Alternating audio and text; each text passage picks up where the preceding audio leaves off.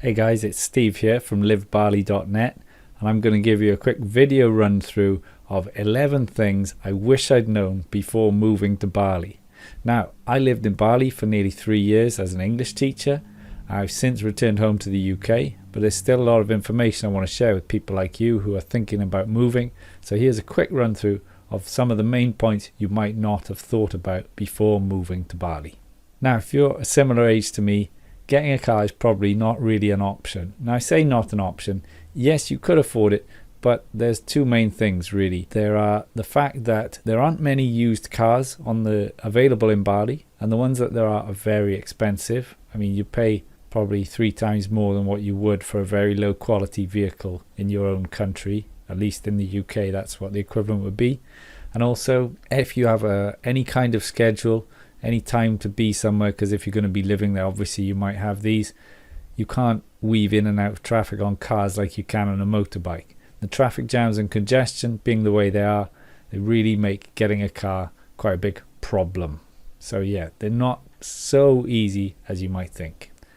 Another thing is actually walking around Bali on foot. It's not quite like you expect. You can see in the image on the slide here that there's not really often pavements. Regularly people come on the pavement on motorbikes, so you can feel a little bit obstructed, and also quite threatening actually sometimes because they're trying to skip the traffic.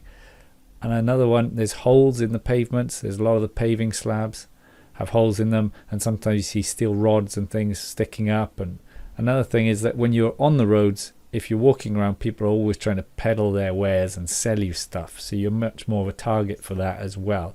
And you know, they're not aggressive, but it does become quite frustrating. So it's another thing to consider.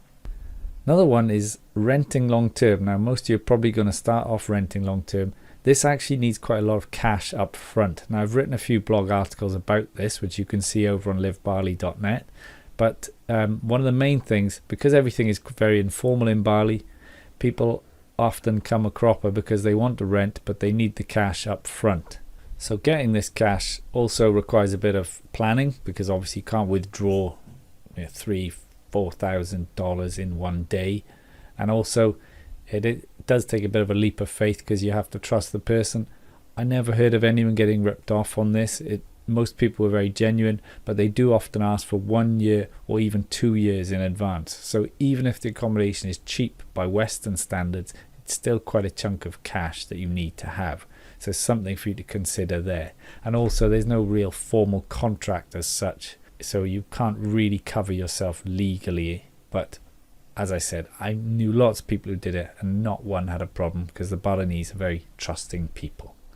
Another one is the cheapest months to fly to Bali are February and November. Now, these are mainly because there aren't many holidays around the world that fall in these times, and the big holidays for Bali are, well, for Indonesia it's Lebaran and Eid al-Fitr, so around and after Ramadan, which is a major national holiday in Indonesia.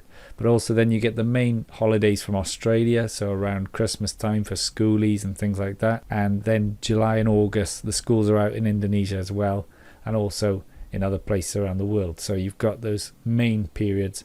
November and February, one unfortunate thing, although they are cheap, they are in the wet season, so it's not quite as nice weather, but it's still pretty good. I mean, it's a bit more humid, so if humidity doesn't bother you, then by all means go on over to Bali in that time.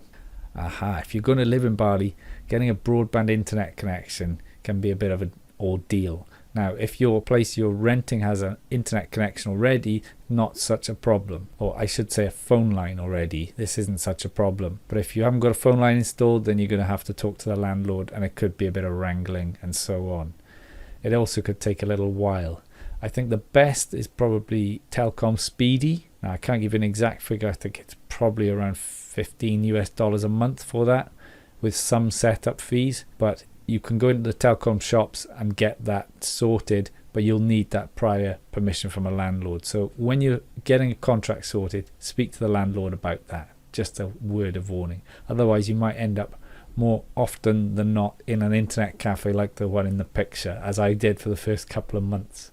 Wow, there's another thing I forgot to mention, is actually you could get a USB dongle, which is very slow, but it's nice and portable, goes with you everywhere, and you top it up with credit like you do the mobile phone credit. So that is another option. Dairy products. Now, being in Asia, the heat means that dairy goes off very quickly and it's very expensive to store it and preserve it. And it's also not part of the local cuisine or culture of food. So the locals, there isn't a high demand for it. But if you want dairy products, you're going to have to pay top dollar, unfortunately. You can see the picture of Carrefour. I have memories of going to Carrefour and looking at the price of cheese and being somewhat surprised. It's probably a lot more than it is in the UK, and I'd say most Western countries. So don't expect to get dairy produce at the same price. And if you do get it very cheap, perhaps you should check exactly where it's coming from.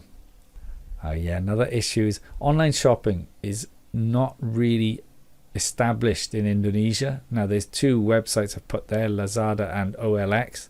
Now Lazada is a bit more of an eBay type shop or an Etsy, but you can expect to wait from 2 weeks to a month because of the postal service is so low quality. OLX is becoming more and more popular. It's like a Gumtree or a Craigslist, and so you can buy and sell from other people. So it's not technically online perhaps, but it is an option. But just be aware, you're not going to have these easy purchases online in the same way you do in Western countries. You really have to go out and hunt things down in the shops. So it's not quite as easy, but it does get you out a bit more and it can be fun. Another one, if you like going to the cinema, Bali cinemas aren't the best in the world. Now you have to queue up to get tickets. Often that's with a group of teenage kids, which can be quite frustrating. And also sometimes there's people smoking in the cinema. I think they might have banned that now, but it certainly was a few years ago.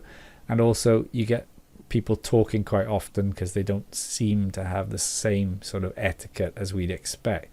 So just expect a little bit more disruption at the cinema. And also you can't just book a ticket online and go. It's not quite as straightforward as that. Another thing is most of the Hollywood blockbusters come quite slowly. They don't get there for maybe a month or two later than most other countries. So if you're really anticipating a film, you might need to hold back a little while. Although it'll probably be out on pirate DVD and Kuta long before it's ever in the cinema. On the flip side, the prices for the cinema are quite cheap. They're only about $3 per person on average. So it is still quite a cheap night out. Another thing is that recycling unfortunately comes at a price. There's no free or state-paid refuse collection, which you'd probably expect of a developing country, but also recycling is just non-existent unless you pay for it.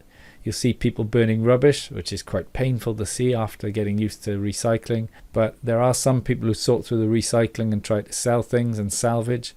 But otherwise you can contact Eco Bali, and I'll put a link to that below, as a recycling service, and you'll have to pay per month for that. I believe it's around the $20 mark per month. So it's not that expensive, but if you're living in Bali, it does add up a bit. But obviously, for those eco-conscious and for most people, it's definitely worth it. So Eco Bali for recycling. Another thing is if you're going to have a water tank, and you're probably not going to have a car, is that you're going to have to fill up that water tank. And you can see the family here on the motorbike. Balinese people get all kinds of things on their motorbikes, but putting a gallon water bottle on there is quite tricky, and it is a skill to be learnt. Now it doesn't mean you can't do it, but obviously you want to go as short a distance as possible when doing that, because day to day you're going to have to fill up that water bottle, unless you can afford to pay for a driver or a maid or someone else to do it for you. But if you're watching this video, I'm assuming that's probably not you. Either way, just take care with it, go slow, and get exercising those thigh muscles. I'm a shoe size 10.5, maybe 11 US. If you're looking for shoe sizes 10 plus, and you can see the image of Matahari, which is one of the main department stores, it's going to be quite difficult to find them. My recommendation is to bring a few spare pairs with you, so it's not such an issue. I mean, you don't wear shoes that often, because obviously most of the time it's very informal in flip-flops or thongs. But if you are going to have to wear shoes for work, try and bring a couple of pairs if that is you've got the bigger feet. Because I had an issue trying to find shoes for my work when my other ones wore out, and it took me a good while. I did find some in the Bata shop and also later on in Matahari, but it does mean a bit of hunting, and it's not as easy as you'd expect.